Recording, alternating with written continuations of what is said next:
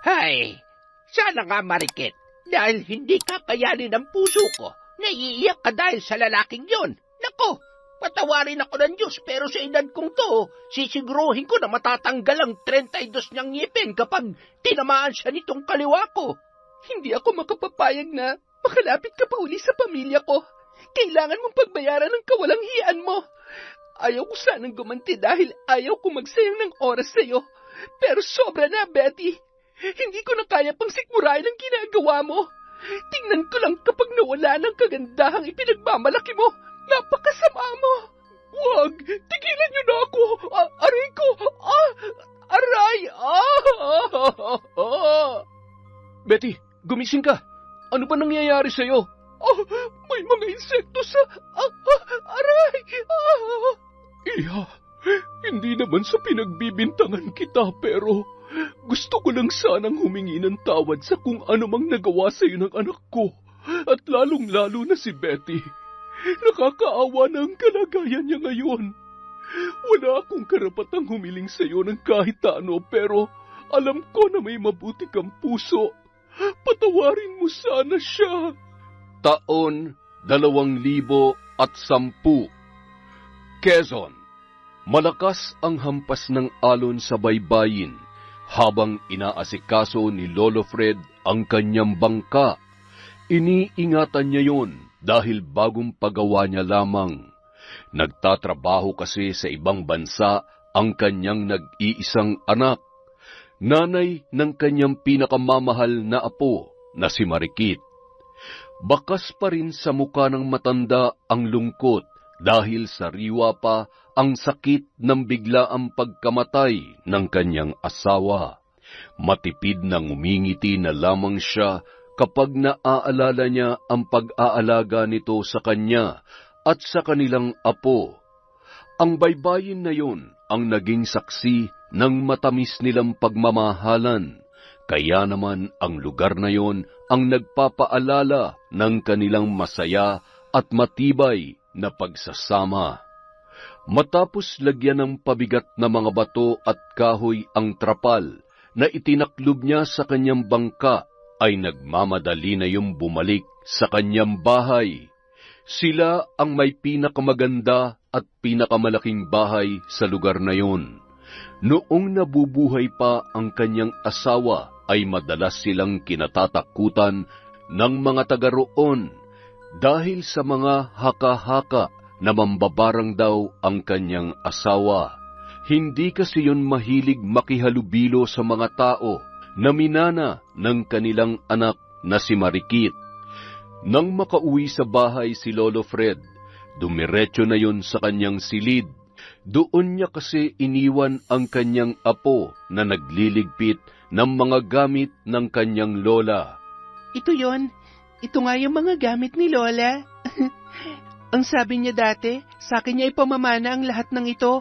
Ibig sabihin, akin ang laman ng basket na ito. Gusto ko rin matutunan ang mga ginagawa niya para walang mang-aapi sa akin. Paano ko kaya gagamitin to? Basahin ko kaya to. Mamaya na nga lang, baka makita pa ako ni... Marikit, hindi ka pa ba tapos dyan sa ginagawa mo?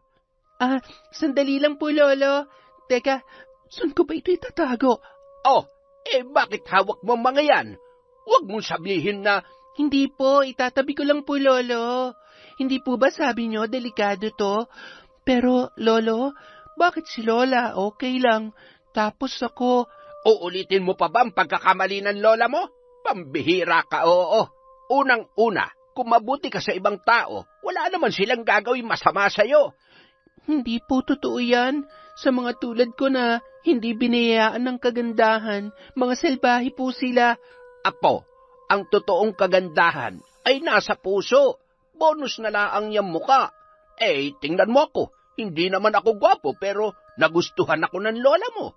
Alam mo bang saksakan ng sungit yun?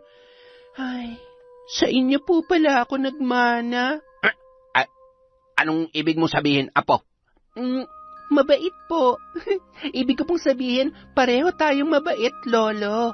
Apo, subukan mong ipakita kung ano at sino ka. Huwag kang mag-focus sa mga bagay na wala sa'yo.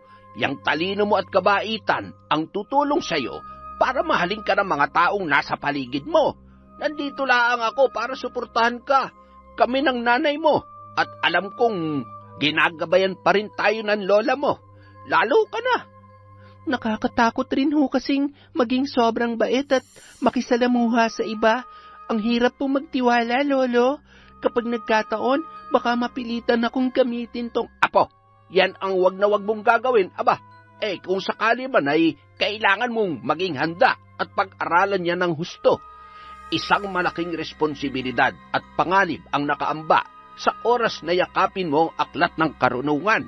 Sa oras na maging isa kayo ng itim na kapangyarihan, ikaw ang kokontrolin yan at hindi madaling talikdan yan kung ayaw mo na. Nawala sa akin ang lola mo at hindi ko nakakayanin na may mapahamak pa sa inyo. Lolo, sakit po sa puso ang ikinamatay ni Lola. Isa pa, matagal na niyang itinigil ang pambabarang. At saka, sa naaalala ko sa kwento niya, ginamit niya lamang ito nung panahon na ng babae kayo. Hindi po ba't minsan niyo siyang ipinagpalit sa... Ay, Jesus Mariosep, wag mo na ipaalala sa akin yan. Kinalimutan ko na mga kalokohan ko noon. Pwede po pala yun? Ang alin, Apo? Na, pati yung mga pangit, maglolo ko. Apo, ang lahat kayang daanin sa pambobola, kaya ikaw mag-iingat ka, gwapo man o pangit, basta magaling mambola, siguradong... Ay, di bali na lang ho, hindi na lang ho ako magbo-boyfriend. Kung si Lola nga na maganda, niloko niyo pa, ako pa kaya? Ay... Abat, hindi ka pa talaga pwedeng mag-boyfriend dahil bata ka pa at nag-aaral ka pa. At saka, kapag nagkataon, makakapatay ako ng kapwa ko manloloko. Siya, sige na, bilisan mo na, tulungan mo ako magluto ng hapunan. Itabi mo na maayos yan. Opo, paunti-unti ay mapag-aaralan din kita. Hindi ko naman kailangan gamitin. Gusto ko lang malaman kung paano at kung totoo yung mga kinukwento sa akin ni Lola. Matapos niyang iligpit ang ilang gamit ay pasimple niyang dinala sa kanyang kwarto ang mga importanteng gamit ng kanyang lola na nakalagay sa isang katamtamang laki ng basket. Hindi na rin siya makapaghintay na makita ang iba pang laman noon. Itinago niya muna yon sa ilalim ng kanyang kama at nagmadali nang lumabas sa kwarto at tumungo sa kusina. Ano, tapos ka na? Itinago mo na ba yung... Opo, nakatago na po, Lolo. Ako na po dyan. Ako na at pagod ka na. Siya nga pala, Apo. Malapit na ang graduation mo. Kailangan mong bumili ng damit para may maganda at maayos kang maisusuot. Huwag na po, Lolo. Yung mga damit na binigay na lang po sa akin ni Lola. Apo naman, hindi naman na uso yun ngayon. Abay, kailangan ay matuto ka na rin sumunod sa uso para hindi ka nila tinutokso. Ay, kasalanan to ng lola mo eh. Ay nako, dalaga ka na. Kailangan mo nang baguhin ang mga nakagawian mo. Matuto kang makisalamuha sa iba. Tsaka huwag mong sayangin ang pagkakataon na maipakita ang kakayahan mo, na may potensyal ka. Lolo, hindi ko kailangan baguhin ang sarili ko para sa ibang tao. Naniniwala ako na makakahanap rin ako ng mga kaibigan na tanggap ako sa kung anong itsura ko. Yung hindi pipintasan tong sungki-sungking ngipin ko, kulot na buhok, sunog na balat, at malaking ilong ko. Sa totoo lang, Lolo, kaya ko naman sanang makipagsabayan sa mga kaklase ko. Kaya lang, natatakot ako magkamali kasi yung iba, pinagtatawanan nila. Ako pa kaya? Kaya mas minabuti ko na makinig na lamang at magsasalita lamang kapag tinawag na ako ng teacher ko. Kaya lang, hindi rin nila ako gaanong napapansin eh. Abat, bakit hindi ka nila tinatawag? Meron ba silang paborito? Wala naman po. Ano po kasi, nagtatago talaga ako sa likod ng kaklase ko na medyo mataba. Ay, naku pong bata ka, oo. Ay siya, kumuha ka na ng pinggan at nang makakain na tayo. Ang sarap ng ulam natin, Lolo ah. Alam niyo po, maliban sa mabait kayo, naiintindihan ko na kung bakit kayong pinili at minahal ni Lola. Ay, sus Mariosep kang bata ka, oo. Nambola ka pa. Umupo ka na't sigurado ako na gutom lamang yan. Masayang nagkukwentuhan sina Marikit at Lolo Fred habang kumakain ng hapunan. Pagkatapos, si Marikit na ang nagpresenta na magliligpit at maghuhugas ng kanilang pinagkainan. Bago naman pumasok ang matanda, ay siniguro niya muna na nakasara ang kanilang pinto at mga bintana. Apo, pagkatapos mo dyan ay matulog ka na at may pasok ka pa bukas, ha? Lolo, Sabado po bukas. Wala po kaming pasok. Ay, ganun ba? Siya, sige, pero huwag ka na magpupuyat nang hindi na madagdagan yung mga alaga mo sa mukha, ha? Opo, matulog na rin po kayo. Good night, Lolo. Sana po dalawin kayo ni Lola sa panaginip. Sana nga't nang mahalikan ko siya. Nang gabi ring yun, sinimulang aralin ni Marikit ang aklat ng karunungan hanggang sa unti-unti niya nang nauunawaan at natututunan kung paano yun gamitin. Maliban sa pambabarang ay mas napagtuunan niya ng pansin ang panggagamot. Minsan na rin naman siyang tinuruan ng kanyang lola nung yon ay nabubuhay pa. Makalipas ang 3 taon, kahit paano ay malaki na rin ang pagbabago sa dalaga. Natuto na rin yung manamit ng mas maayos. Maraming humahanga sa ganda ng hubog ng kanyang katawan at katangkaran, ngunit marami pa rin ang mapanlait na mga mata na pinipintasan ang kanyang itsura.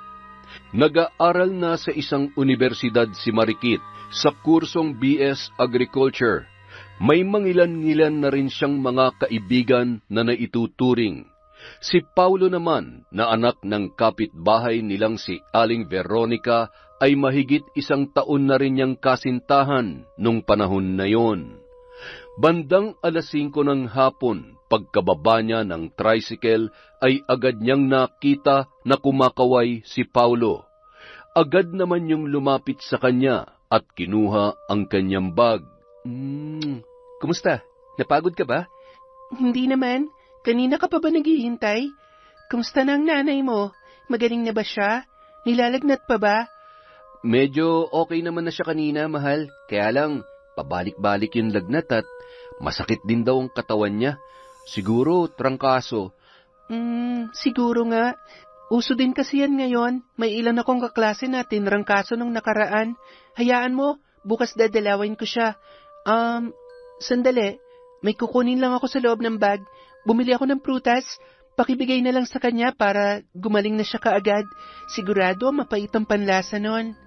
Salamat sa tulong mo sa amin, ha? Salamat sa pagmamahal mo sa nanay ko kahit minsan. Alam mo naman yun. Okay lang yun. Naiintindihan ko naman kung saan nanggagaling yung inis sa akin ng nanay mo. Akalain mo ba naman ang nag-iisa niyang anak na napakagwapo ay magkakagusto sa katulad kong pangit? Ikaw naman kasi. Oy, bakit naman hindi? Marikit, para sa akin, ikaw ang pinakamaganda sa lahat. Isa pa, ano pa bang hahanapin ko sa isang babae? Nasa iyo ng lahat ng hinahanap ko.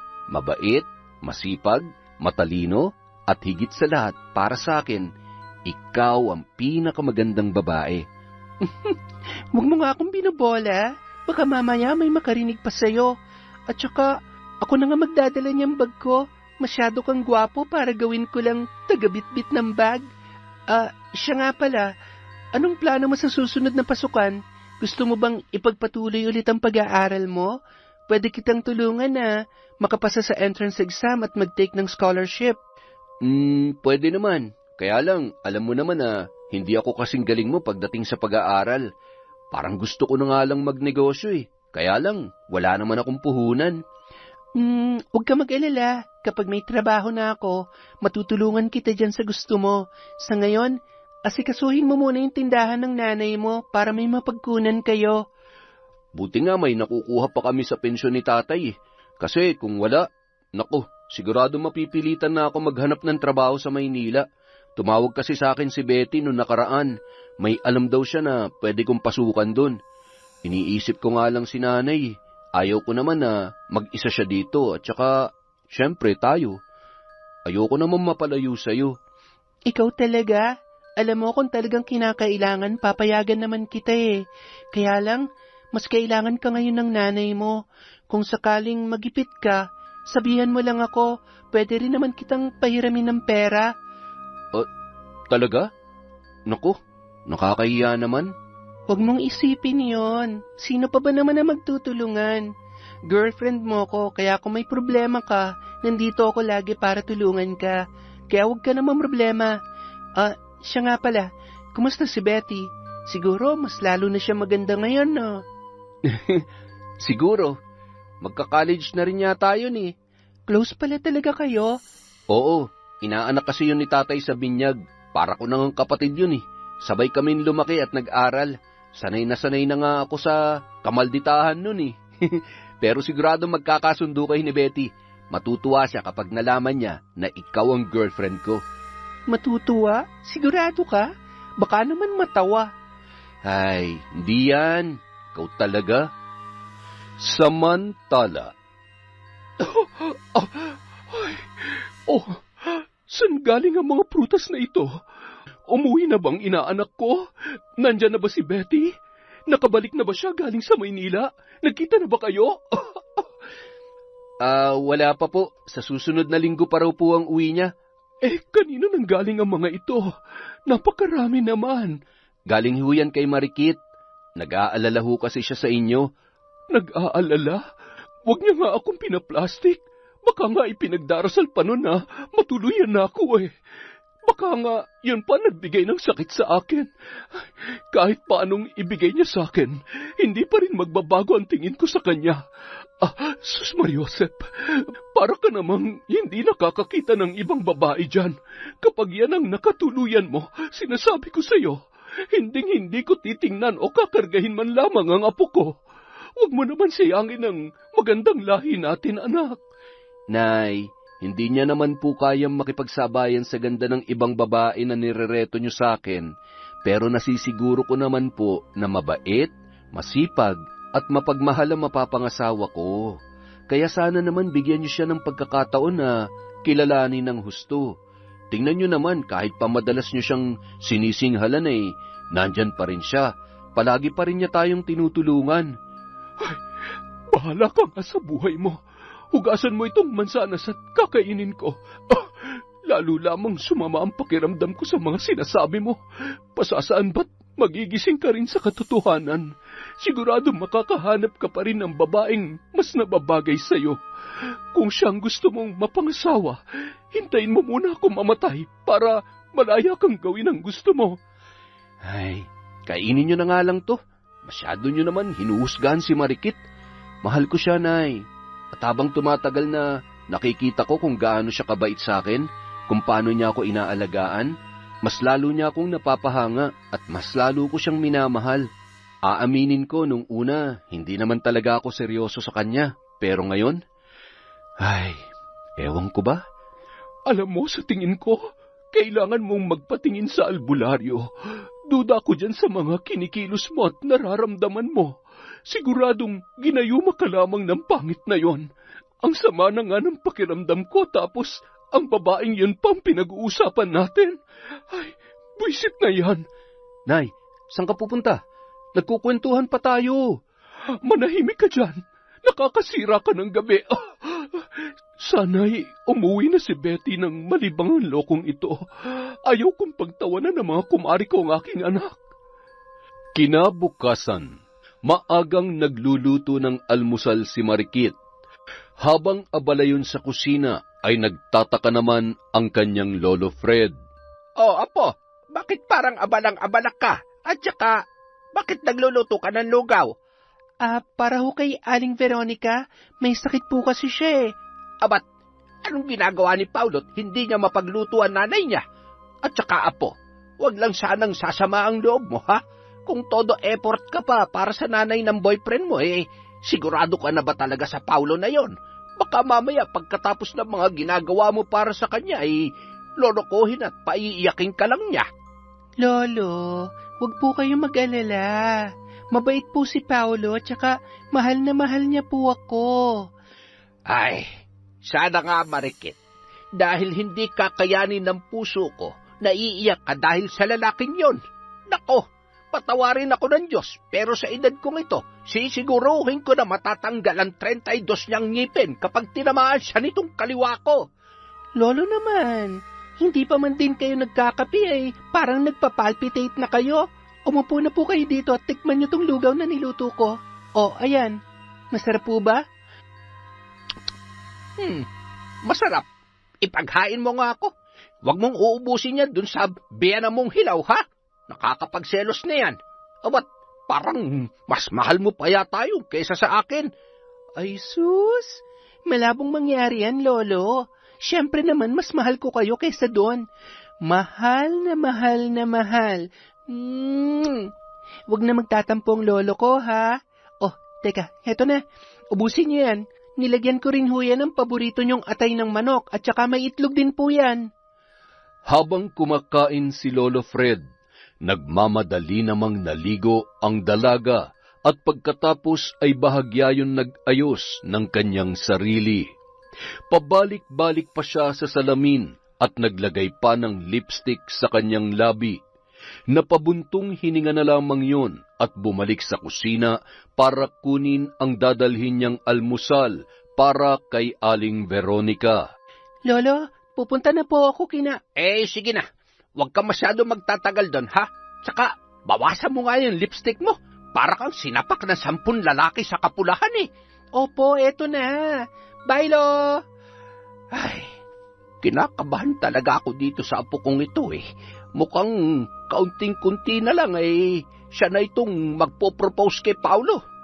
Samantala. Tao po! Tutuloy na po ako. Paolo?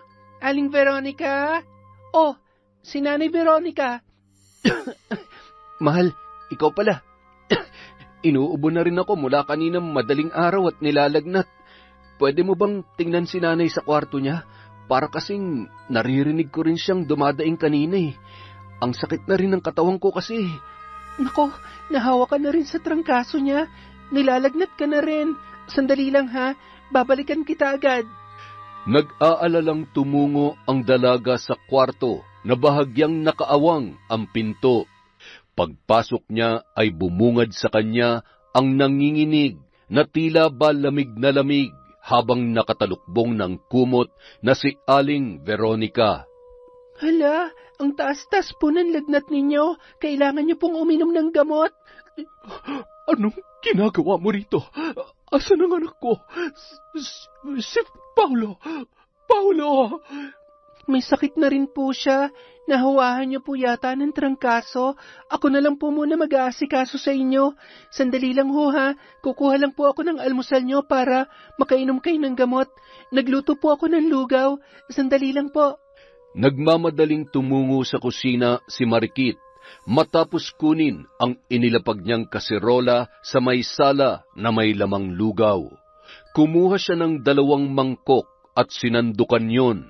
Pagkatapos ay dinala niya kay Paolo ang isa.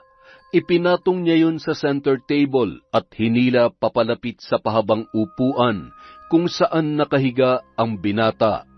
Inalalayan niya yun umupo at ikinuha na rin ng tubig at gamot. Kaya ko na to, mahal. Si nanay na munang asikasuhin mo. Pasensya ka na ha.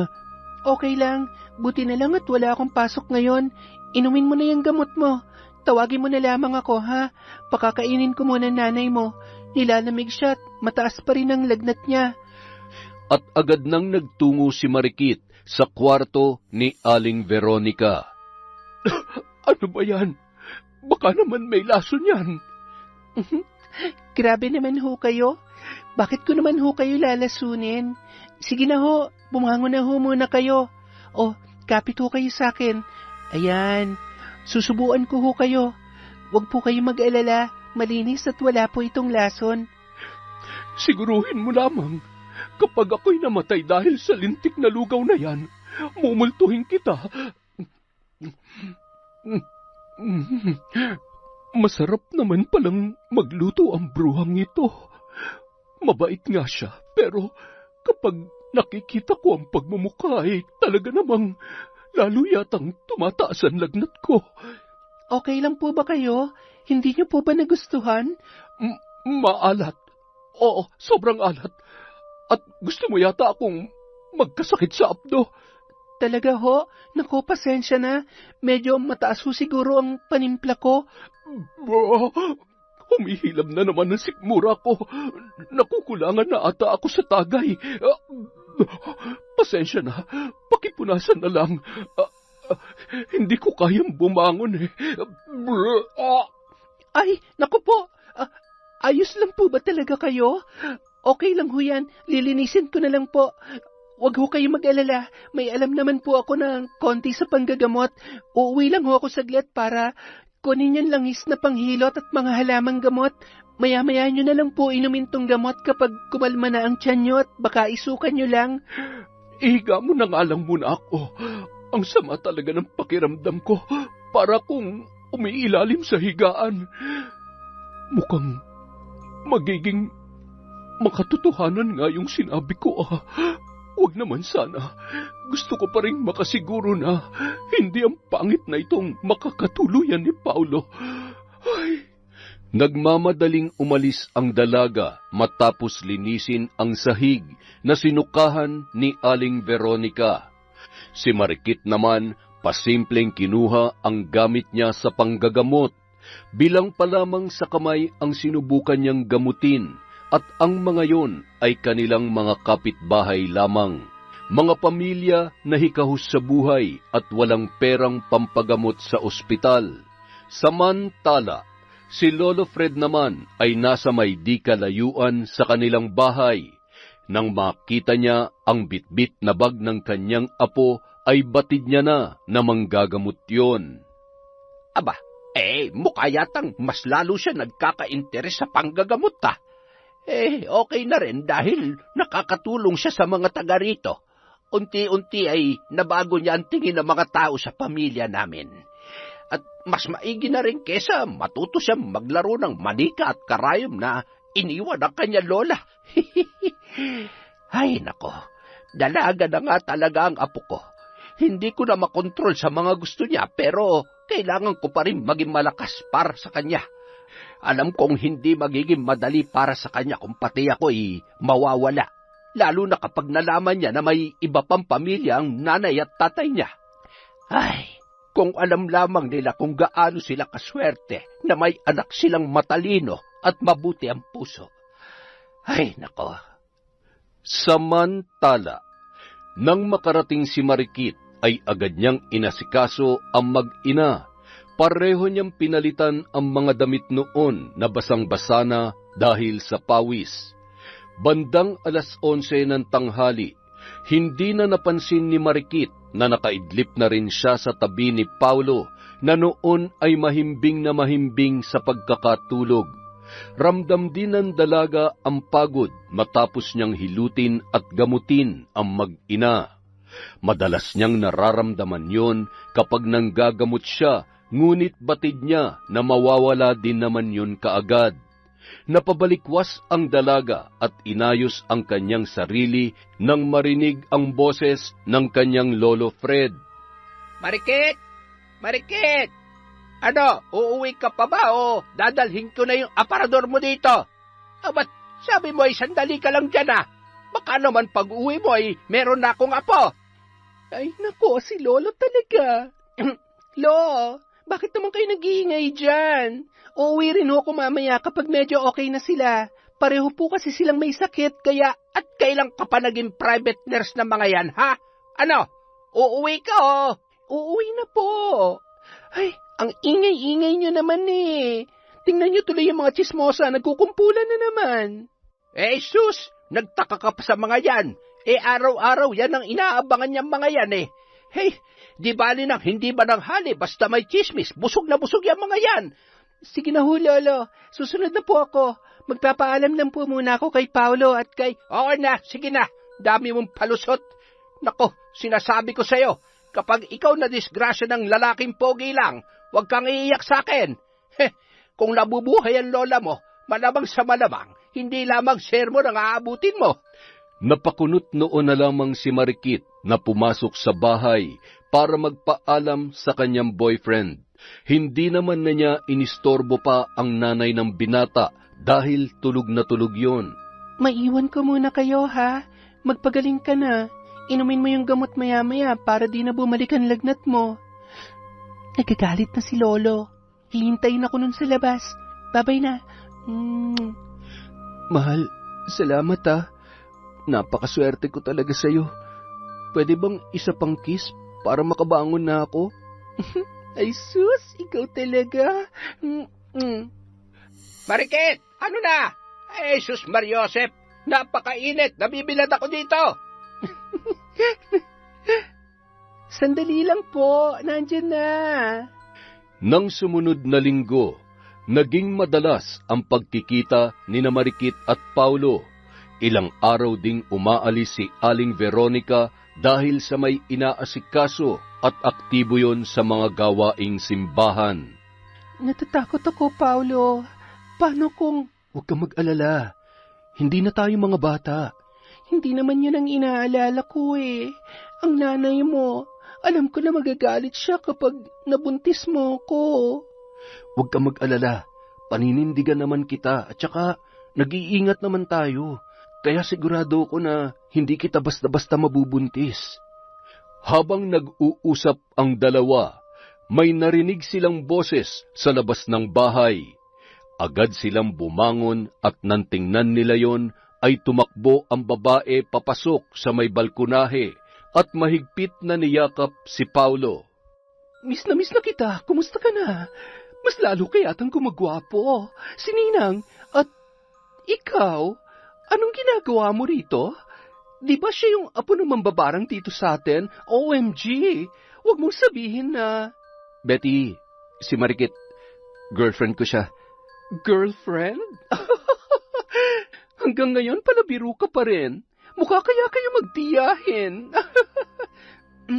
Totoo yung sinabi niya, girlfriend niya ako at boyfriend ko siya. Wala ring nakakatawa ron.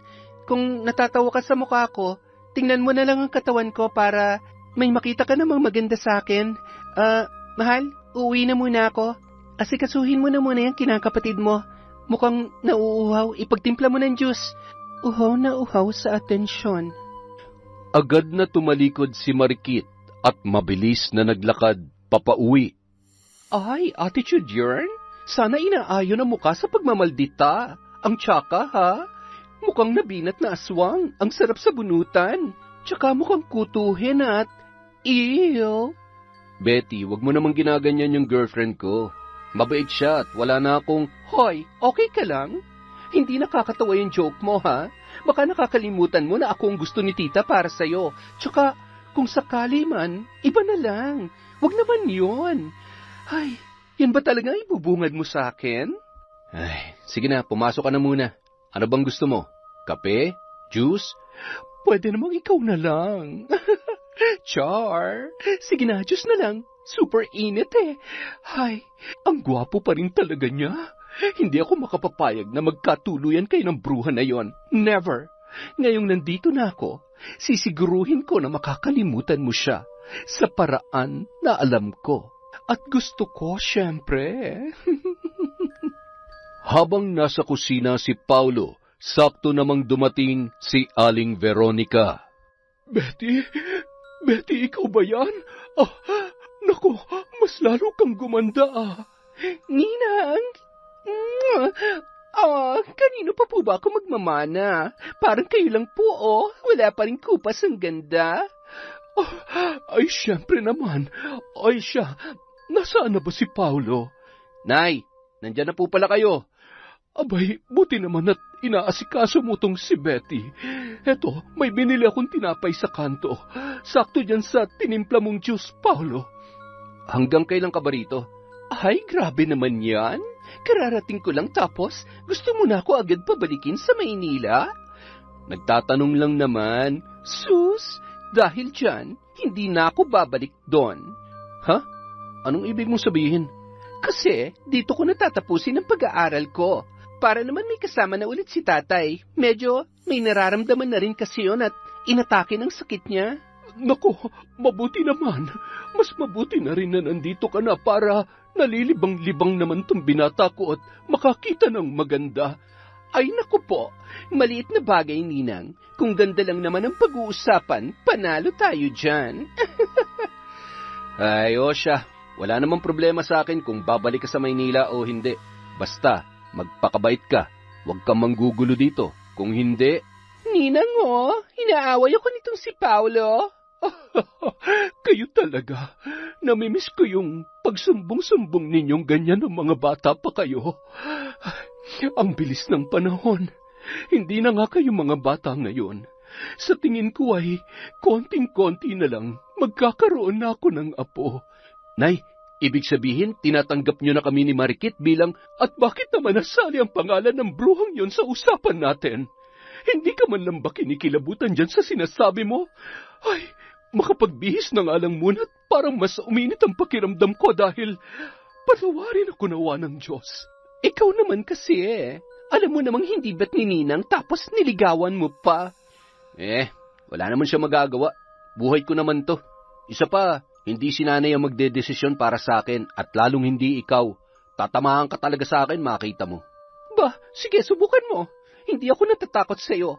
Huwag mo akong subukan, Paulo. Kapag hinalikan kita dyan, baka pati pangalan mo at ng babaeng yun ay makalimutan mo. Hoy, ano? Natulala ka ngayon. Sabi ko sa'yo iba talaga tong ganda ko, diba? Mula nung araw na yun, mas marami ng oras ang iginugol ni Paulo para sa kanyang kinakapatid. Gumagawa rin kasi ng paraan si Aling Veronica na mas matuon ang atensyon niya kay Betty. Isang gabi, napapagod na ako maglakad. Kargahin mo naman ako. Ayaw ko nga. Bigat-bigat mo kaya. Hindi ka na bata para magpakarga pa sa akin. Grabe ka naman. Hindi naman ako mataba at magaan lang kaya ako. Sige na. Please. Ay, ang kulit. Halika na nga. Bigat mo Parang may pasan akong kalabaw sa likod. Grabe ka naman. Ang dami mo naman reklamo. Bilisan mo na. Habang masayang-masaya sina Paulo at Betty, nasa labas naman ng bahay si Marikit. Ay, kaya naman pala. Ang kapal ng mukha niya. Ni hindi niya man lang ako naaalala. Tapos nagagawa niya pa makipaglandian sa iba. Napalingon naman si Paulo at nakita ang kanyang girlfriend, kaya agad niyang ibinaba si Betty. Aray, ano ba yan? Bakit ba? Malapit naman na tayo sa bahay niyo. Mauna ka na nga muna. Kakausapin ko lang si Marikit. Sige na, doon mo na lang ako hintayin sa bahay. Okay. Akala mo Tingnan lang natin kung di siya magliyab kapag nalaman niya na. Paulo, bilisan mo Pagod at inaantok na ako, matutulog na tayo. Alam mo namang hindi ako nakakatulog na wala ka sa tabi ko Hi, Aling Marikit. Aling Marikit? Ang kapal ng muka at napakalandi talaga ng... Aray, anong ginagawa mo rito? Ano? Masayang-masaya ka sa ginagawa mong panloloko sa akin? Panloloko? Mahal, hindi kita niloloko Inaasar ka lang ni Betty. Ikaw naman kasi pinapatulan mo Pagpasensyahan mo na yun. Ganyan talagang ugali ng kinakapatid ko, pero mabait naman yun kahit papano. Mabait? Ang sabihin mo, gustong-gusto mo rin na nilalandi ka niya. Umalis ka na. Wala naman na tayong dapat pag-usapan pa. Mahal naman. Huwag mo ako matawag-tawag na mahal. Magsama kayo ng Betty mo. Marikit, mahal. Ay... Agad na pumasok sa bahay si Marikit at sinundan naman yon ng tingin ng kanyang lolo na noon ay nakaupo sa sofa. Ano nangyari? Natauhan ka na? Sabi ko sa'yo huwag ka naniniwala sa mga gwapo. 10% lang sa sinasabi nila ang totoo. Hindi ka kasi nakikinig sa akin Oo na po, kasalanan ko na. Ang tanga-tanga ko talaga. Gusto ko lang naman maranasan na magmahal at mahalin Ayaw ko na, Lolo. Ang sakit-sakit na. Tatanggapin ko na lang talaga na walang magkakagusto sa pagmumukhang to. Apo, Marami pang pwedeng mangyari. Pero sa tingin ko naman ay sinusubok lang kayo ng pagkakataon. Aba, mas ngayon mo makikita kung talagang mahal ka niya. Kung mahal ka, hindi ka niya susukuan at ipaglalabang ka.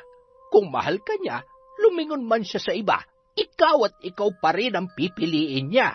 Sa ngayon, importante na mas mahalin mo ang sarili mo, apo. Bumalik man siya o hindi sa buhay mo, ang mahalaga buo ka at alam mo ang halaga mo. Magmakaawa ka na sa ibang bagay, pero wag na wag sa pag-ibig. Dahil ibibigay yan sa'yo ng walang labis at walang kulang ng taong nakalaan para sa'yo. Lolo, naiinis talaga ako. Gusto kong sabunutan yung Betty na yon. Kung tuloy ang magpapatukso si Paulo sa babae na yon, hindi lamang naman yung babae may kasalanan. Nagpatukso Ibig sabihin, marupok siya at hindi talaga ganong katibay ang pagmamahal niya sa'yo. Ano nga ba naman ang laban ko sa babae na yon? Bukod sa maganda na, matagal na talaga silang close ni Paulo. Kung alam ko lang na ganito pala yung pakiramdam ng nasasaktan, sana nun palang iniwasan ko na talaga siya. Tumigil ka na dyan, apo, at lalong pumapangit yung mukha mo. Grabe ka talaga, Lolo. Barangin kita dyan Samantala, Ano bang iniiyak-iyak mo? Iniiyakan mo yung pangit na yon? Pwede ba tumigil ka na sa panlalait mo sa kanya? Hindi na ako natutuwa sa iyo, Tsaka, kasalanan mo to Anong kasalanan ko? Hindi Masama ba magsabi ng totoo? At saka, magpasalamat ka na lang sa akin dahil hindi kayo magkakatuluyan noon. Kumusta na lang ang itsura ng anak niyo kung yun ang magiging... Ay, wag na nga lang ako mag-talk, baka kung ano pa masabi ko. Teka, alam ko na. Uminom na lang tayo para naman maibsan yung sakit na nararamdaman mo. Aba, sasali ako dyan. Hindi naman pwedeng kayo lang ang magpapakasaya para rin makatulog ako kaagad. Nakaubos ng 2 bote ng alak ang 3. Nauna nang natulog si Aling Veronica na makaramdam yon ng kaunting pagkahilo. Ano? Kaya pa ba? Gusto mo kumuha pa ako ng isa pang... Wag na. Lasing na tayo. Matutulog na ako. Umuwi ka na sa inyo. Sigurado ka ba talaga na gusto mo na akong umuwi? Di ba nalulungkot ka? Pwede naman kitang samahan. Bakit ba ang kulit mo? Ba't talagang gusto mo? Umuwi ka ba talaga rito para guluhin ang buhay ko? Paulo, hindi pa rin ba talaga obvious kung bakit ko ginagawa to? Gusto kita. Mahal kita. Hindi mo ba alam yon? Ni minsan hindi ako nagkagusto sa iba. Tapos ngayon, malalaman ko na pumatol ka sa bruhang yon. Ayoko. Akin ka lang, Paulo. Mahal mo naman ako, di ba? Betty, mahalaga sa akin.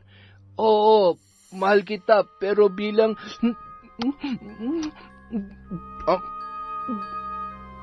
Kinaumagahan. Ang sakit ng ulo ko. Betty? Teka, anong ginagawa mo rito sa kwarto ko? Ano ba? Ano? May amnesia ka na? Betty naman, hindi pwede to. Bumangon ka dyan. Umuwi ka sa inyo. Ganon? Pagkatapos na nangyari sa atin, ipagtatabuyan mo ko? Yung nangyari sa atin kagabi, pareho nating ginusto yon. Bahala ka nga dyan. Gulo-gulo ang buhok na lumabas si Betty sa bahay ni na Paulo, pauwi sa kanila. Bakas na bakas sa kanyang muka ang pagkainis. O ano? Bakit ganyan ang itsura mo? Tsaka bakit ngayon ka lang umuwi? Yan bang natutunan mo sa Maynila? Umuwi kung kailan mo gusto? Pwede ba, Tay? Huwag niyo nga akong pagalitan. At saka galing naman ako kinaninang. Iba na ngayon. Dalaga ka na. Saan ka natulog? Baka sa tabi nung... Sa kwarto ni Paulo. Ano pang gusto niyo malaman? Kung anong ginawa namin? Ba't bastos ka? Ano, sasampalin niyo ako? Sasaktan niyo rin ako katulad ng ginagawa niyo kay nanay? Sige, diyan naman kayo magaling, di ba? agad na yung pumasok sa kanyang kwarto at isinara ang pintuan. Betty! Aray ko, naninikip ang dibdib ko. Kung alam mo lang kung gaano ko pinagsisisihan ang mga ginawa ko noon. Sana magkaroon pa ako ng pagkakataon na bumawi sa'yo. Makalipas ang 1 linggo. Ang sakit ng sikmura ko. Nahihilo ako at palagi na lang masakit ang ulo ko. Hindi pa rin ako dinadatnan. Regular naman ako Dapat last week pa to. Nakakainis. Anong gagawin ko? Hindi pwede to. Kailangan kong umisip ng paraan. Kung sakaling nagdadalang tao ko, dapat mapaniwala ko si Paulo na siyang tatay ng batang nasa sinapupunan ko. Oy, akala mo ba hindi ko napapansin? Buntis ka ba, Betty? Umamin ka. Opo, Tay. Sorry po. Sino ang tatay ng batang nasa sinapupunan mo? Magsalita ka. Tay, si Paulo po. Sinasabi ko na nga ba Tay, saan kayo pupunta? Huwag niyo pong sasaktan si Paulo. Tay! Mabilis at nagngingit-ngit sa galit na tumungo si Mang Miguel sa bahay ng kaibigan ng kanyang anak na si Paulo. Nadatnan niya na nagsasampay si Aling Veronica. Veronica, nasaan si Paulo? Yung anak mo? Oh, paring Miguel, bakit mo ba siya hinahanap at mukhang galit ka yata? Ano ang ginawa ng anak ko? May problema ba? Binuntis na magaling mong anak si Betty. Kailangan niyang panagutan ng anak ko. Talaga? Buntis si Betty? Bakit ka naman nagagalit? Ayaw mo nun? Magkakaapo na tayo. Naku naman pare, kaya ka naman pala nagkakasakit Lagi mong pinaiiral yung init ng ulo mo. Kumalma ka lang. Hindi namin pababayaan si Betty. Ngayon pa ba? Magkakatrabaho na ang anak kong si Paulo. Siguruhin niyo lamang na maibibigay niyo mga pangangailangan niya. Dahil kung hindi, tatamaan talaga sa akin yung anak mo. Dahil sa nangyari, agad nang nagpasya si Aling Veronica na patirahin na sa kanila si Betty. Ninang, paano po yan? Galit po sa akin si Paulo. Baka lalo lang siya magalit kapag nadatnan niya ako dito. Nako, subukan lamang niya at tatamaan siya sa akin. Mula ngayon, hindi na dapat ninang ang tawag mo sa akin, Mama. Nako, siguradong napakagwapo o di kaya'y napakaganda na magiging anak ninyo. Hindi na ako makapaghintay. Oh, ano na naman ang ginagawa mo dito? Paulo, maupo ka muna. May maganda akong balita sa iyo, anak. Alam mo ba na magiging tatay ka na? Ho? Anong ibig niyong sabihin? Buntis si Betty. Magkaka-baby na kayo. Ano? Nay, pwede ba wag nga kayong makisali rito? Totoo ang sinasabi ni nanay, pero kung ayaw mong panagutan ng batang to, okay lang naman. Babalik na lamang ako sa Maynila. Mas maraming oportunidad doon para mabuhay ko yung magiging anak natin. Betty, anak, hindi ka aalis. Dito ka lamang. Umayos ka nga, Paulo. Maaatim ba ng konsensya mo na pabayaan ang mag-ina mo? Nay, hindi to ang gusto kong mangyari. Alam niyo namang... Ay... Aba, sana naisip mo yan bago mo pinakailaman si Betty. Magbihis ka na doon. Ikaw naman, Betty, anong gusto mong kainin, ha? Ipagluluto kita. Bawal magutom ang buntis. At sa gabi ay huwag ka masyadong maglalalabas, ha? Makalipas ang 1 buwan. Oh, ano na ang plano mo ngayon? Ay, palalakihin ko na mag-isa ang anak ko. Hindi ko po siya pababayaan, Lolo.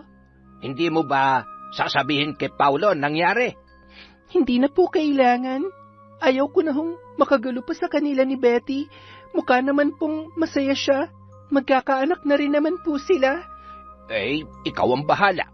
Basta nandito lamang ako para suportahan ka sa kung ano mang pinagdaraanan mo ngayon. Lilipas din naman yan. Tama ho kayo, Lolo. Hindi ko kailangan mamroblema sa mga bagay na hindi ko naman kontrolado. Basta gusto ko ng payapang buhay kasama magiging anak ko. Tama, ganyan nga, apo. Kailangan mo maging matapang, hindi na lamang para sa sarili mo, kundi para sa magiging apo ko. O siya, pasaan ka ba't nagbibihis ka yata? Sa bayan po, mamimili po ako ng ilang gamit at pagkain. Maya't maya rin po kasi ako nagugutom. Ang takaw yata ng anak ko. O siya, mag-iingat ka. Bumili ka ng mga pambuntis na damit at masikip na yung mga damit mo. Opo, mag-almusal na lang po kayo dyan, Lolo. Sus, nagluto ka na naman ng kung ano-anong pinaglalalagay mo. Huwag na ho kayo magreklamo. Yan po kasi ang gusto ng apo ninyo eh. Nang makarating sa pamilihang bayan, agad na nagtungo si Marikit sa mga nagtitinda ng damit. Habang namimili yon ng ukay na angkop sa kanya, ay nagulat na lamang siya na may biglang humawak sa bestida na kanyang kukunin. Ano ba? Akin yan. Betty, pati ba naman damit aagawin mo sa akin? Ako mga agaw? Hello! Mula bata pa lang kami, close na kami ni Paolo. Kaya kung meron mang mga agaw at mahilig umeksena, ikaw yon. Lumayo-layo ka nga sa akin at buntis ako. Hindi maganda na ganyan kapangit ang nasa harapan ko. At saka, ano naman ang gagawin mo sa... Bakit parang gulat na gulat ka? Hindi ka makapaniwala na buntis rin ako? Ano? Bakit hindi ka makapagsalita? Hindi mo ba tatanungin kung sino ang tatay nito? Wag na wag mong susubukang umeksena ulit sa buhay namin dahil baka kung ano magawa ko sa'yo. Huwag mo akong pinagbabantaan. Huwag mo rin akong tinatakot dahil hindi ako natatakot sa'yo. Naiintindihan mo? Huwag kang praning. Wala akong balak na makipagsiksikan sa buhay ni Paolo. Hindi naman ako katulad mo. Desperada. At itong damit na to, akin to. Oh, pangit mo. Kahit magkaanak ka pa kay Paolo, siguradong kamukha mo lamang ang lalabas. Sabihin mo na kung ano gusto mong sabihin. Alam kong pangit ako pero malay mo naman, kamukha to ni Paolo. Eh ikaw, sigurado ka bang kay Paolo nga yan? Kasi akalain mo, mas malaki pa yung tiyan mo dito sa tiyan ko, pero hindi bali na. Pasasaan ba't lalabas din naman ang totoo? Pumili ka na ng damit mo. Lahat naman yan siguro bagay sa'yo. At saka, kahit ano pa man ang isuot mo, mangangati ka pa rin at hindi mo rin naman mapagtatakpan yung pangit mong pag-uugali. Kuya, itong bayad oh. Keep the change. Bye, Betty. Hindi pa tayo tapos. Sa susunod na magkita tayo, ingungud-ngud ko yung pagmamukha mo. Miss, wag yan ang panggigilan mo. Pumili ka na ng bibilhin mo. Pambihira naman, oo. Ang aga-aga, dito nyo pa talaga napiling magbangayan sa pwesto ko. Magkano ba to, ha? Ano ba yan? Ang nipis naman pala. Pero, pwede na. Kunin nyo na ho yan. Murang-mura, 250 ang isa. Ay, ang mahal naman. Kukulangin ang pera kong dala. Sa susunod na lang, Manong. Langhiya naman, oo. Maganda, saksakan ng sungit. Pero, wala naman palang pera. May sinasabi ka ba? Wala ho. Sabi ko ho, balik na lang kayo. Nang makauwi si Betty, kapansin-pansin ang kanyang pagkabalisa. Ano ba nangyayari sa'yo? Kanina ka pa, lakad na lakad dyan. Ma, kanina po kasi, nakita ko si Marikit. Mama, buntis siya. At ang sabi niya, yan na nga bang sinasabi ko eh. Ay, Mama, tulungan niyo po ako. Hindi pwedeng malaman ni Paolo ang tungkol sa pagbubuntis niya. Paano kung mas piliin niya yon kesa sa amin? Hindi pwedeng buntis din ang bruhang yon. Buntis si Marikit? Tama ba narinig ko? Paolo? Kanina ka pa dyan? Sandali, saan ka pupunta? Ma, ano ba? Hindi niya man lamang siya pinigilan. Hayaan mo't uuwi rin naman yun dito. At sa tingin ko ay malabo nang magkabalikan pa sila. Masyado nang malalim ang sugat na ibinigay niya sa Marikit na yon. Kaya natitiyak kong hindi na sila magkakaayos pa. Magpahinga ka muna at maya-maya ay pakiayos naman ang kwarto ninyo. Masyadong marumi at magulo. Ano? Bakit ako? Bawal ho ako mapagod. Paano kapag may nangyari sa baby ko? Kita nyo nang stress na ako sa bahay na to. Aba, magwalis-walis lamang at magliligpit ng kanyang pinaghigaan ay hindi pa magawa. Ay, parang napasama nga yata ako sa pakikialam sa buhay ng anak ko, ha? Abat, naiintindihan ko na kung bakit mahal na mahal ni Paulo si Marikit. Wala palang alam tong si Betty, puro kaartehan lamang. Sus Mariosep, kung hindi ko lamang iniisip ang apo ko ay mahahambalos ko itong malditang ito. Ay! Samantala, nadatnan ni Paulo si Lolo Fred sa may tarangkahan ng kanilang bahay. Oh, anong ginagawa mo dito? Gusto mo ba ng sakit ng katawan? Lolo, alam ko pong galit kayo sa akin at malaki po ang kasalanan na nagawa ko sa apo ninyo. Buti alam mo. Oh, ano ngayon? Saan ka kumuha ng kakapalan ng mukha para pumunta rito, ha? Alam ko na po ang tungkol sa pagbubuntis ng apo nyo. Lo, kung kinakailangan ko pong lumuhod, gagawin ko. Hayaan niyo po akong makausap siya. Patingin nga ng mukha mo. Ay sus, may pagluha-luha pa. Totoo ba yan? Ay nako. Sige, halika, tumuloy ka. Pero kung ipapalapa ka niya sa mga aso, ay siya, bahala ka. Eksakto namang lumabas si Marikit sa may balkonahe nang bumungad sa kanya ang nakakaawa at umiiyak pa rin na si Paulo. Walang kasing bilis na niyakap siya noon ng mahigpit at humahagulhol. Patawarin mo ko. Hindi ko alam. Hindi ko alam, Marikit. Malamang, hindi ko sinabi sa'yo at wala naman akong balak na manggulo. Siguro praning talagang kinakasama mo, asawa o ano man ang tawag mo kay Betty. Akalain mo, siya pa talaga nagsabi sa'yo pero takot naman siyang maagaw kita. Ay, wala naman siyang dapat ikatakot kasi tanggap ko na. Tapos na tayo at ang mahalaga na lang sa'kin ang magiging kinabukasan ng anak ko. Huwag mo namang gawin sa akin to. Alam mo namang mahal na mahal kita. May karapatan din ako sa bata. Okay, sige. Kung yan ang pinoproblema mo, fine. Kapag malaki na at mauunawaan niya ng lahat, ipapakilala ko siya sa'yo. Huwag ka mag-alala. Kaya kong buhayin at bigyan ng magandang buhay ang anak ko. Marikit, hindi mo na ba ako mahal? Mahal kita. Kaya nga ayaw ko nang mas gawin pang komplikado ang buhay mo eh. Gusto ko makita at matuto ka sa mga pagkakamali mo. Sorry, Paulo. Sige na, makakaalis ka na. Nag-iwan pa ng isang mahigpit na yakap at halik sa noo si Paulo bago yon tuluyang umalis. Mula sa di kalayuan, tanaw na tanaw naman ni Betty ang pangyayaring yon. Nakakuyom ang kamao nito at nanlilisik ang mga mata. Nakakubli pa sa isang puno para hindi siya makita ni na Lolo Fredo at Paulo. O ano, sinabi ko naman sa iyo eh. Pasalamat pa rin po ako sa binigay niyong pagkakataon na makausap ko siya. Sorry po ulit, Lolo. Pero gusto ko pong malaman niyo na mahal ko po siya. Sila na magiging anak namin. Ay... Nakatanaw pa si Lolo Fredo kay Paulo habang naglalakad papalayo. Papasok na rin siya sa kanilang tarangkahan nang biglang tinabig ni Betty ang matanda. Abat, bastos ka talagang... Marikit, lumabas ka dyan na pangit ka. Malandi ka, mga agaw. Hoy, bumalik ka rito. Wag mo sasaktan ang apo ko. Diyos ko po, tulungan niyo kung itaboy ang demonyitang nakapasok sa pamamahay namin. Ano na naman ba ang problema mo? Ikaw ang problema ko.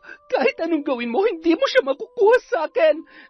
Aray, bitiwan mong buhok ko, ano ba?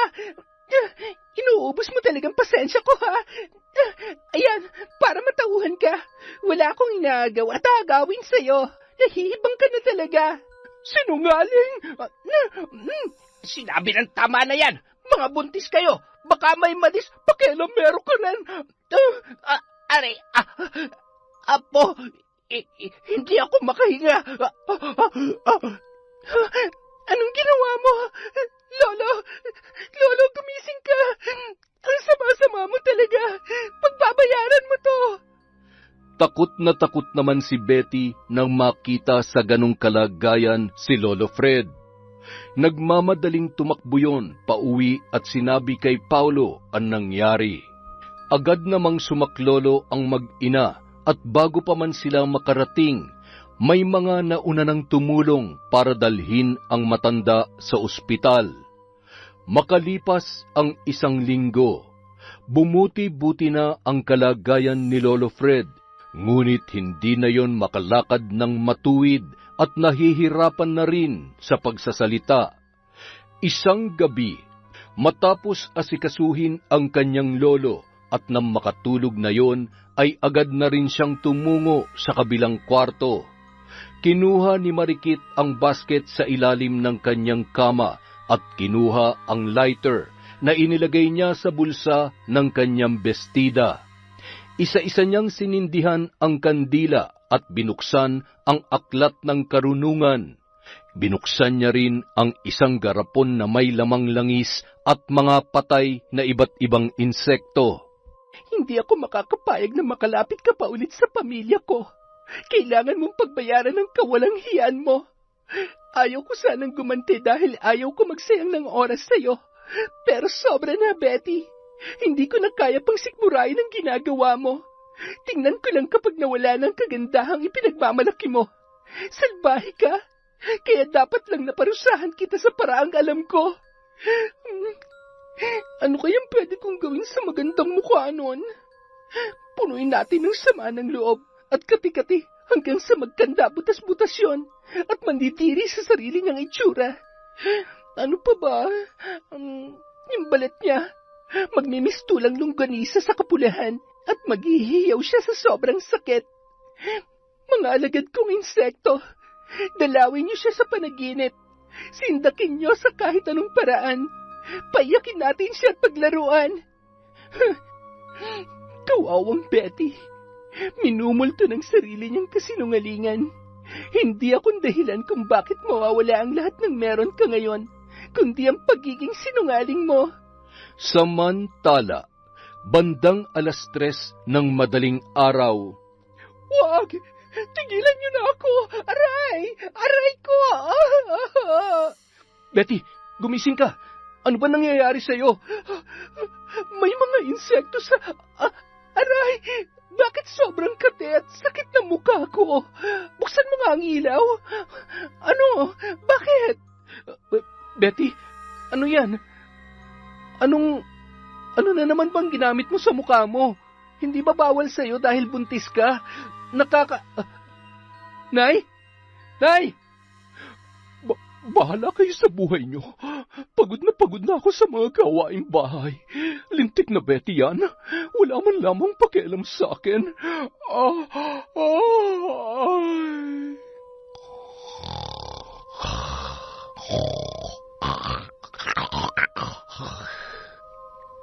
Mula ng gabing yon hanggang sa malapit nang sumapit ang araw ng kanyang kapanganakan, kung ano-ano pang tumutubo sa katawan ni Betty, hindi maipaliwanag ng mga doktor ang nangyayari sa kanya at ayaw din naman noon magpatingin sa albularyo.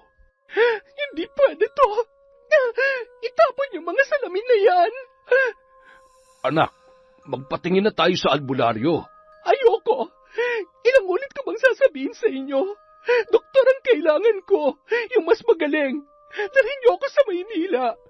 Anak, walang mapapalayang katigasan ng ulo mo. Gusto mo bang pati ang anak mo ay mapahamak? Bakit pa mas marunong pa kayo sa akin? Ayaw ko nga, diba?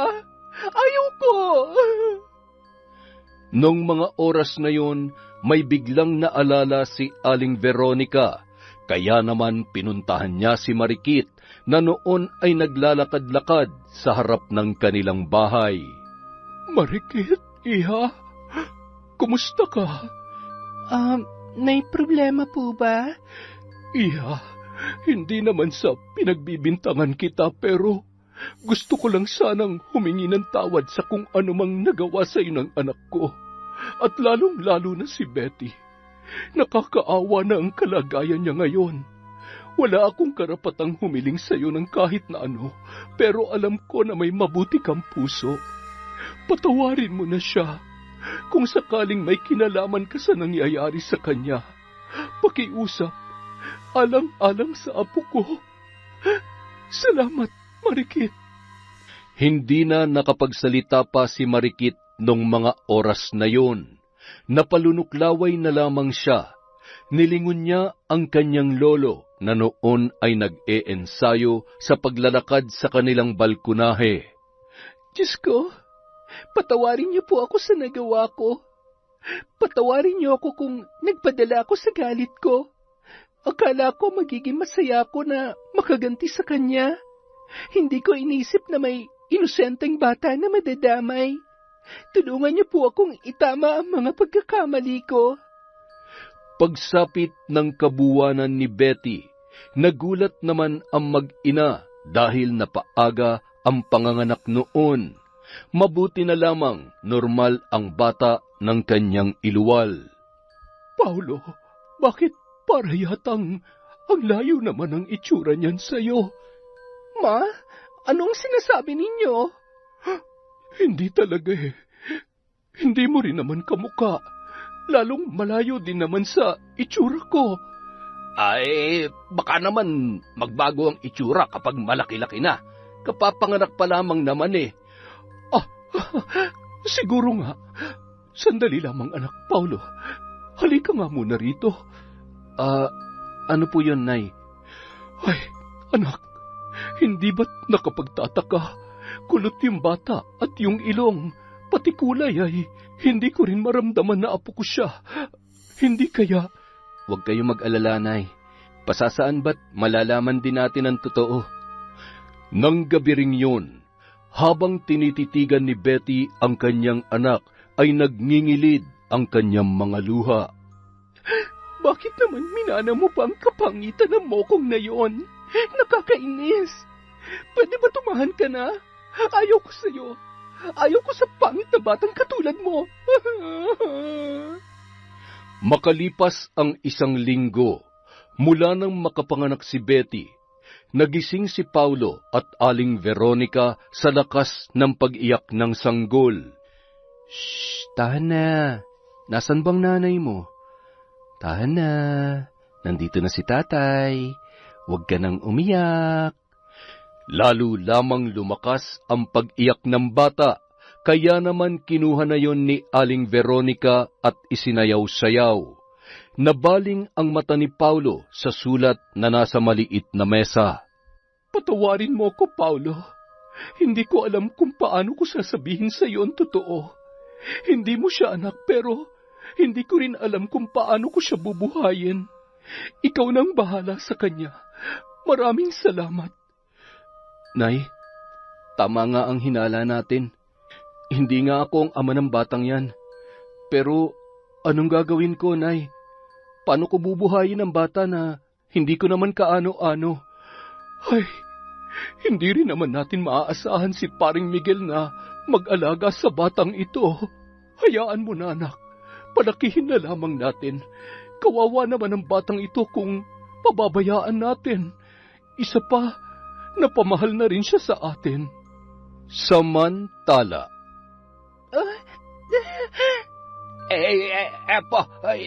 Sumasakit na ba ang tiyan mo?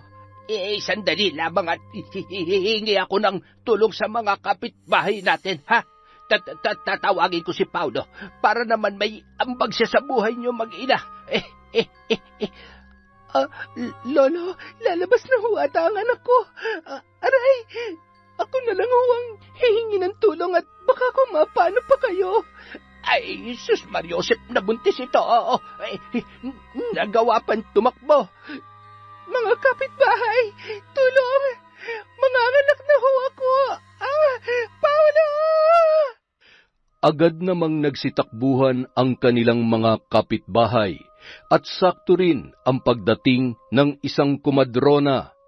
Naroon si Aling Veronica at si Paulo noong mga oras na yon at nag-aabang sa paglabas ng bata. Nay! Nanay! Kamukha ko! Ay, salamat naman sa Diyos. Ngayon ay sigurado na ako na apo ko na yan. Napakagwapo. Buti na lang at... Ano, subukan mong ito na yung sasabihin mo't hahampasin kita nitong tungkod ko. Abay, pagkagwapo-gwapo nga salamat sa Diyos at hindi ko kamuka.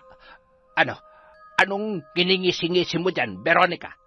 Okay lang ako nang manglait sa sarili ko. Hindi yung ganong kasakit.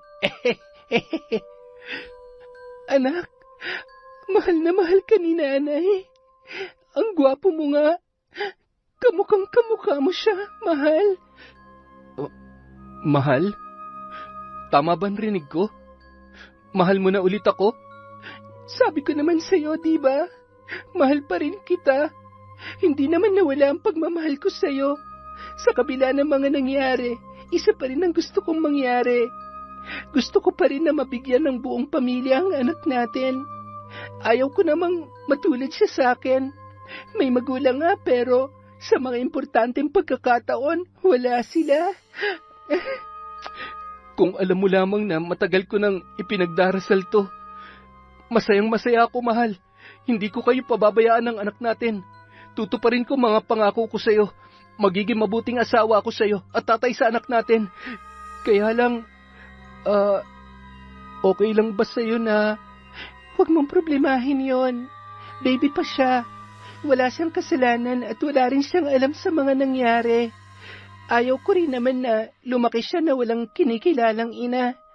Kaya, parte siya na magiging pamilya natin.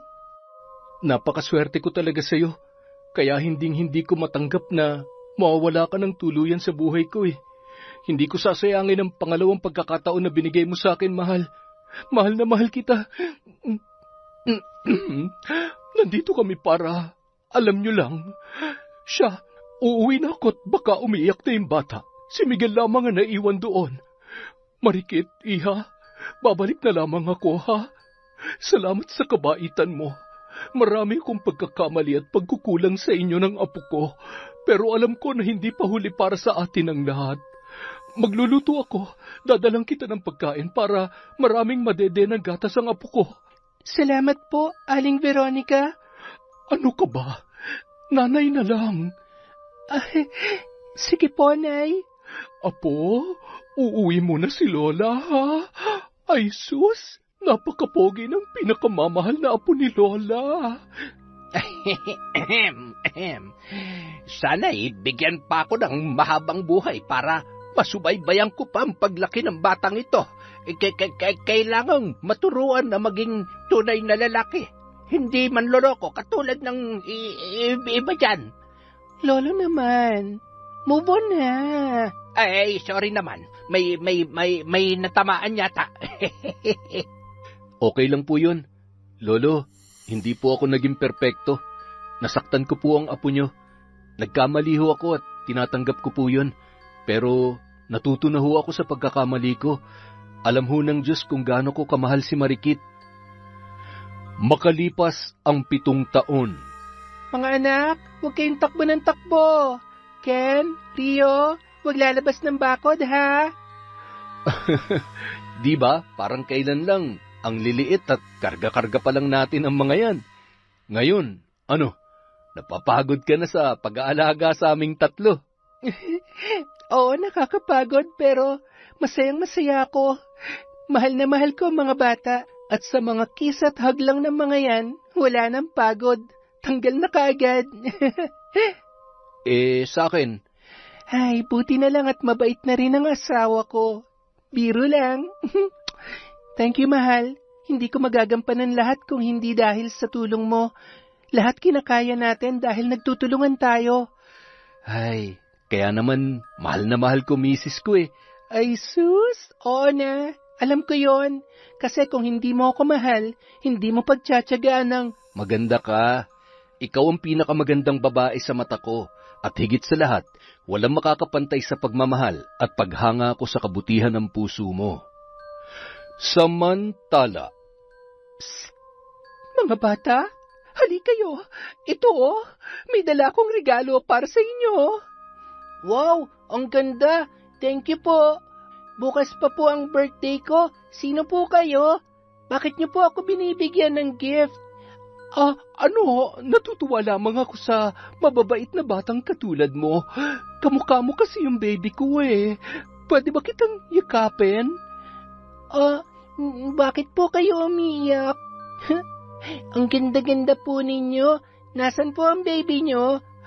Big boy na rin po siya, tulad ko. Love na love nyo rin po siya. Katulad ng mami namin, love na love niya po kami.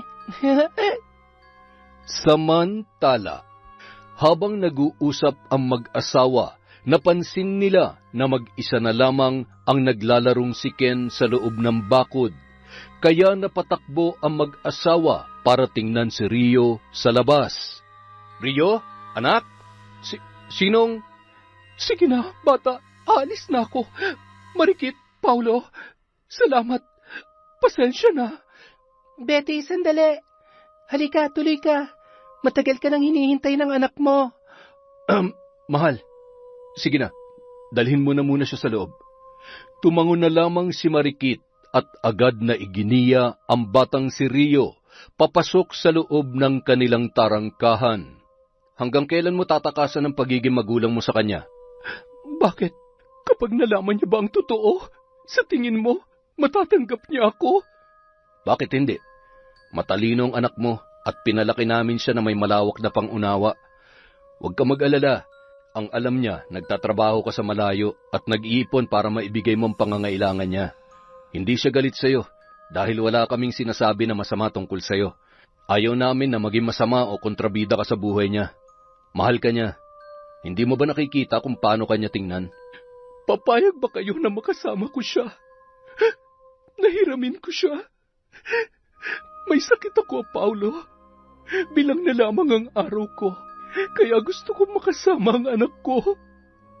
Gusto ko siya mayakap ng matagal, mahagkan, at humingi ng tawad sa mga pagkukulang ko sa kanya. Gusto kong humingi ng tawad din sa inyo ni Marikit. Patawarin niyo sana ako sa lahat ng mga nagawa ko noon. Matagal ka na naming napatawad. Kapag handa ka na makausap ang anak mo, bumalik ka na lang. Bukas ang pinto ng bahay namin para sa'yo. Nang araw ding yun, may isang tao na pinuntahan si Betty. Nadatnan niyang nakahiga, ang noon ay butot balat na lang na kanyang ama. Tinitingnan na lamang yon ni na Paulo at Marikit at maging ng iba nilang kapitbahay. Sino ka? Bakit ka nandito?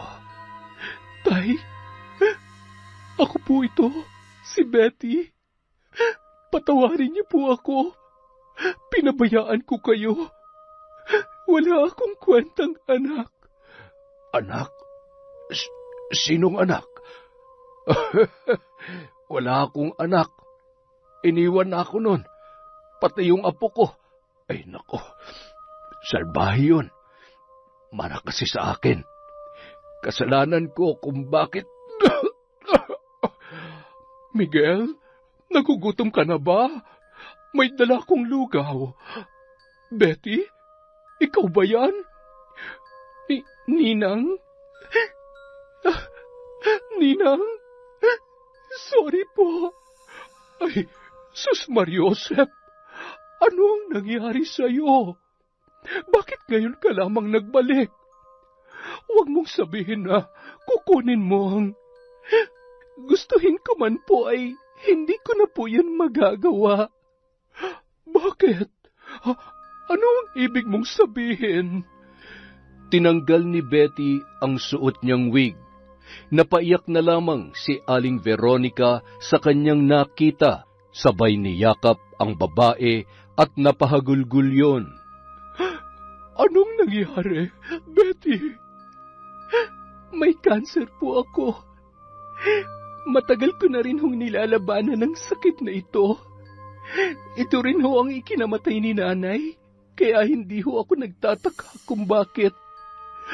Nagtrabaho ho ako, rumakit para may pampagamot, pero wala na. Hindi ko na rin po kaya. Huli na po ang lahat. Bumalik lamang po ako para formal na makapagpaalam sa inyo. Humingi ng tawad at kahit isang araw lamang ay makasama ko ang aking anak. Tanggapin niyo ho sana itong pera. Gamitin niyo ho yan kung sakali mang may mangyayari kay tatay. Ikaw, paano ka na, Iha? Nakapag-asawa pa po ako. Hindi siya mayaman pero mabait at hindi niya po ako pinababayaan. Ninang, maraming salamat. Ipagdasal niyo po ako, ha? Sana sa kabila ng lahat ay mapatawad pa rin ako ng Diyos sa mga kasalanan ko. Oo naman.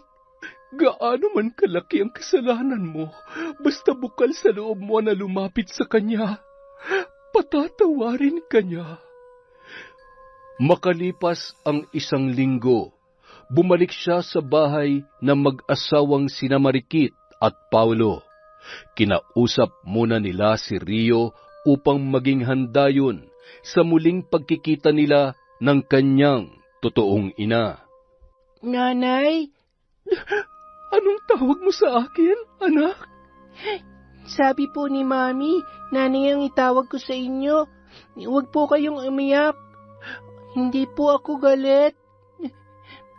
Masayang masaya lamang ako, anak. Mahal na mahal ka ni nanay. Buti na lang at mabait ka. Mahalin at alagaan mo ang mami at daddy mo, ha? Pati na rin yung kapatid mo. Magpapakabait ka lagi.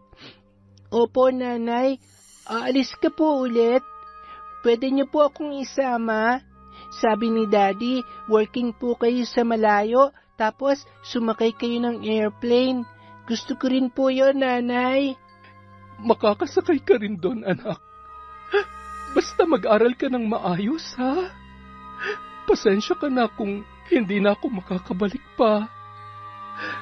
Anak, may sakit si nanay, kaya hindi kita pwedeng isama. Kasi kapag mahina si nanay, walang mag-aalaga sa'yo. Pero kahit wala ako, lagi mong tatandaan na mahal kita. Ha? Oh, ito. Isuot mo to. Binili ko yan para sa'yo. Nandyan yung picture ni nanay para kapag namimiss mo ko, titingnan mo lamang yan. Payakap na si nanay ng mahigpit na mahigpit. Samantala. Oh, mahal, bakit ka umiiyak? Nagsiselos ka ba? Hindi. Nalulungkot ako para kay Betty. Naawa ako sa kanya, mahal. Ewan ko ba, parang kinukurot ang puso ko na makita siya sa ganyang kalagayan. Nanay rin ako. At kung ako yung nasa sitwasyon niya, hindi ko alam kung anong gagawin ko. Maswerte si Rio dahil mahal na mahal natin siya at hindi natin siya pababayaan. Kaya alam mo, mahal, dapat habang may pagkakataon pa tayo, matuto na tayo magpatawad. Tama lang na hindi ako nagpatalo sa galit na naramdaman ko noon.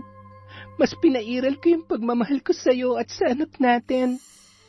Mahirap kalaban ng oras. Hindi natin hawak ang mga mangyayari sa kinabukasan. Kaya bawat araw, nakasama ko kayo. Gusto kong maramdaman nyo kung gaano ko kayo kamahal. Tama ka, mahal. Kaya kahit oras-oras o nagsasawa ka na sa I love you at sa mga halik ko, I love you. Mahal na mahal ko kayo ng mga bata. Marikit, apo, nagugutom na ako. Ay, nako, sandali lang, mahal, ha? Baka umiyak pang lolo ko makulit. Lo, heto na po. Pinalamig ko na ho to. Anong gagawin ko dyan, apo? Susubuan ko ho kayo. Di ho ba sabi nyo nagugutom kayo? Ayoko, busog ako. Nababa niyo ako. Dali, tulungan mo ako. Lalabas na. Ay, nako, si lolo talaga. Yon, Grabe ang lupit ng ending nun. Napaluha ako ron ah. At dahil dyan, wala tayong shoutout. Sa susunod na po ulit, maraming salamat mula sa Kwentong Enteng.